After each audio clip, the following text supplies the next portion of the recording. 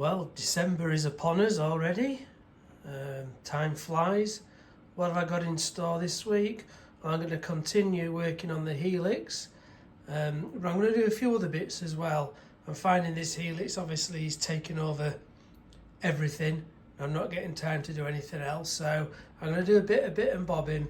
I desperately want to, now all the main cutting's been done and drilling, I'm going to go over this, give it a good dust down, just give the tracks a quick clean and do a bit of running, because I have missed that.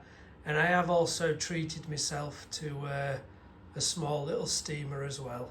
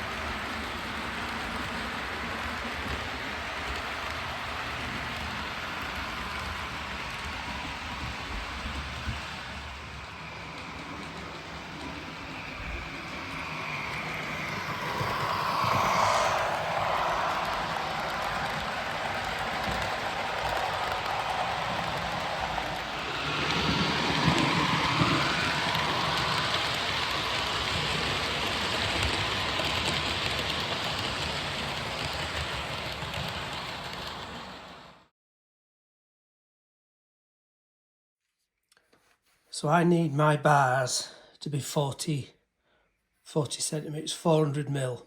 So obviously it's a metre bar, so I can get 2 out of each one. And when it comes to cutting them, I've got to be honest, I really didn't know what to do. I've never really worked with metal before. Yeah, I've used my little rotary cutter, my Dremel, to cut the track, but I wasn't sure how easy it would be to cut this with it, trying to hold it steady. So I did a bit of scooting around on the old internet, and one tip that somebody used came up was just getting a block of wood, drilling the diameter of your rod, which is 8 mil, hole through, then cutting a vertical halfway down just to go further than the hole that way. Then just bolt it so that centre point is exactly where you want your cut to be. Bolt it either side and then just cut from there. So I've done a couple already. Seems to cut well and you get a nice neat straight edge so you can still screw bolts onto it. So that's what I'm doing. Obviously I'll just quickly move my cup of coffee before I spill it everywhere. That's all the rods cut, the 16 there, all at 400 mil. This little block idea worked really well. So just the 8 mil hole where I put the rod through, I'd cut a slot down to just beneath that and then bolted it in and cut away.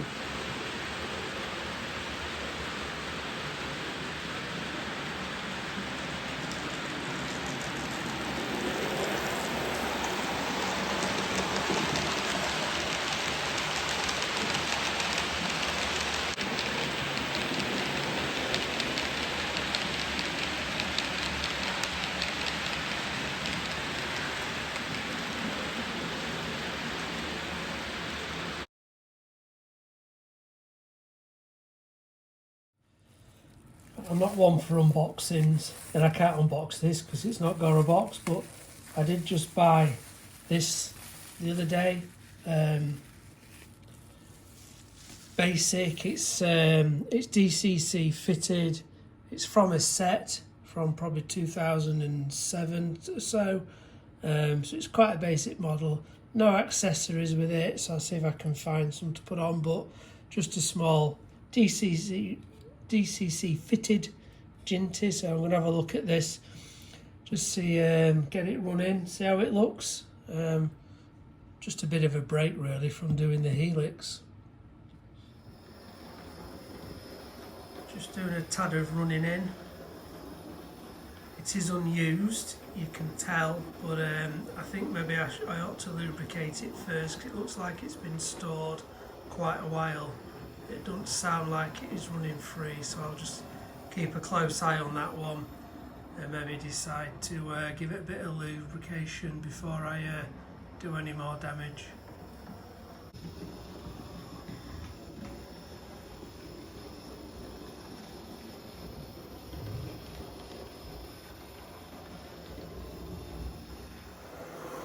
So I'm giving this new engine a little bit of a clean.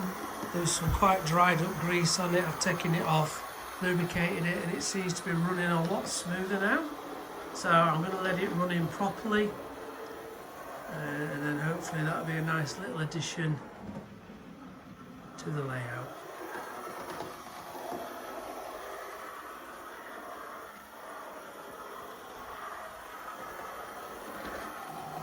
As I say, it's a very basic engine, and I think it's new, very old stock, split from a set.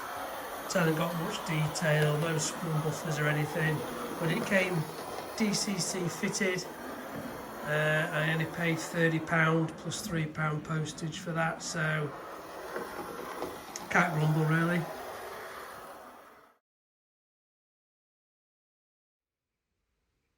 I've just spent a bit of time cutting out this 5mm underlay. From a sheet I've managed to get 2 quarters, so 90 degrees, so that's 4 of these for each layer. So there's 8 there, and then there's 1 here on this side I've just done for the quarter turn. Trying to decide what to glue it down with.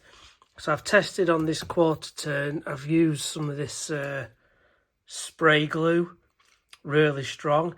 It stuck it down well, the problem being you get one shot. If you don't get it lined up quite right, it doesn't stick very well.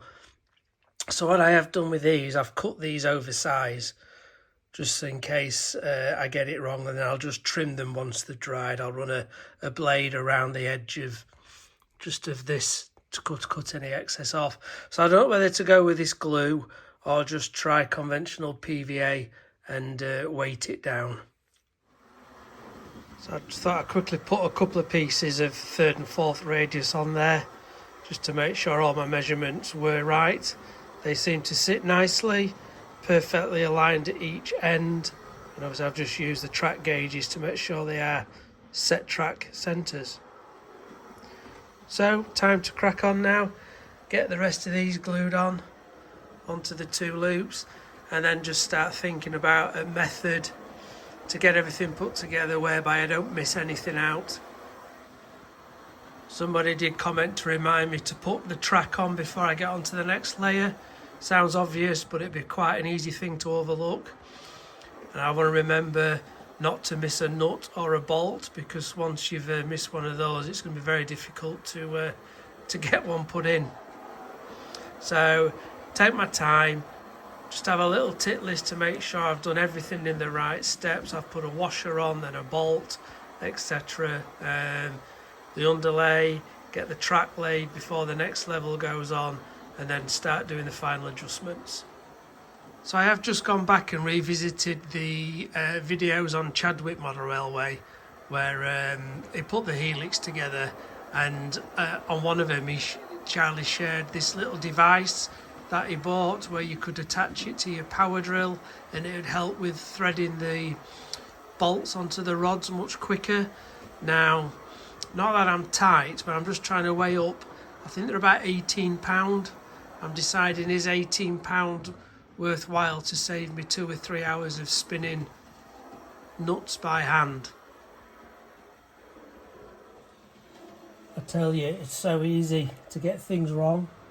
And the first big thing I've got wrong is the joins between the loops. So this is the bottom loop, which at this end has got no support on it, because that will sit on there, then it'll come round, and then this one I'm touching should sit there, and this should be glued, and this end would be loose. So all I'm trying to say is I've glued that side. Why the hell I have, God only knows, and I should have glued that side. So I'm going to have to see if I can very carefully get this knife through and round, get it off as best I can, smooth it. I might have to flip the support over then and glue it that way. But so you think you've got it all, but you just got to keep checking and checking. Well, I might have got away with that. I've got it off. It has pulled a bit of the underneath off there, but I should be able to get that just sanded down. As I say, I'll flip this over so I've got a clean edge to glue it to, but could have been worse, I guess. In actual fact, I did just start to glue it the opposite way around, but thinking about it, I can't glue it on. It shouldn't be on anyway, because if it's on, there is no way I can get that piece onto it. It's gonna, once it's all got the rods in. So as I build the layer up and put it on, it's gonna have to go in at the time. I'm probably not making any sense here, but I just know if I put this on first, there's going to be no give and no leeway to be able to manipulate that piece there to sit on it. So it will be done at the time and clamped in place. My next decision will be what to fasten the track down with. I have got these, obviously with set track, it's got, I know that's a straight piece, but they have got the pre-drilled holes. And I have got these tiny screws. I'm just wondering whether I could use those. So when I put one into one of these pre-made holes, I don't know, see, that's how far they stick through. A piece of the underlay. I don't know if you can really pick that up actually. I'm trying to see how much there's going to be to go through into the wood itself. Would it nip with it being MDF? So I don't think I'd need to pre-drill.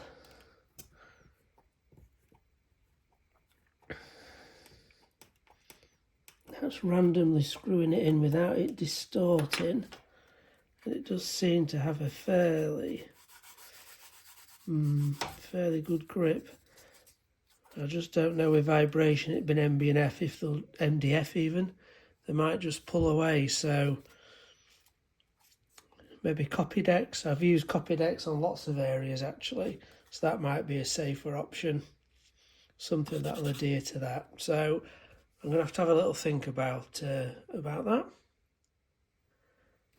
I mean, I can't physically pull it out, and if I put a screw in every single one, so on the curve there is 1, 2, 3, 4 in each curve, that probably could be enough to hold it in place actually. Okay, that's the first quarter turn in with the track in place. I have got to sort out droppers yet for it, but I was getting quite excited getting ready to put the next layer on over the top, remembering I need to get the exits out down there first, because if I get this next layer on, I'll not be able to get underneath to get that done. So another step back, I'll just work out where these tracks are going to exit. What I have got to be careful of is to miss that threaded rod there, but also these tracks are in line where that leg is, just to the right of that suitcase. I'm going to have to put a bit of a kink in there just to bring them in slightly. So I've just put the straight piece in for the exit, and I'm still getting a similar angle, 1.6. I know it's not adjusted yet, but quite happy with that. So if I just move these out the way, you can probably see, crikey, if I bring this round, this is actually, this piece I've cut at an angle, so it's going that way to miss that post. I've just put a couple of old set piece track in there, which are straight, and then I'm going to need to curve those slightly. So I'm just deciding whether to use flexi track from here to get a nice gentle, because I suppose what you don't want at the bottom of a Helix is an S bend, because it's going to put too much strain on the coaches. So I think I am going to keep these two pieces as set track. Down to there gives me enough it gets me out of the loop here, so I'll be able to work on it. And then from there, I'm going to attach to flexi track just to get a slight curve down towards the bottom end. I've not got any flexi track, so I'm going to have to bob out and get some. And I'm going to need some for the extra lines anyway down on the fiddle yard itself. So I'll stock up my supplies, but I won't get any further with that for now. So it probably don't look like much progress this week, but I am taking it slow and steady. I've had numerous people tell me that, just so you don't miss anything or make any mistakes. And I have been doing other bits. I've done quite a bit of track cleaning again. I've had some of my other engines running that haven't run for a while, just to vary things up really. So what I'll be working on next now is getting the next layer on, the next level. And I'm just going to do some calculations to work out, because there'll be another level probably to about there and another one to about there. And I want to make sure the remaining rod is the right distance to touch so I can support it up at the top. So probably a bit of head scratching again around that, but I'll get my old pen and paper and calculator out. So I'll go away, work out how much flexible track I need. I also need some more red and black dropper wires. I've not got enough of that left, I don't think. So I'll make a list, see what I can get together so we can progress. And I'll be back to share the update next week.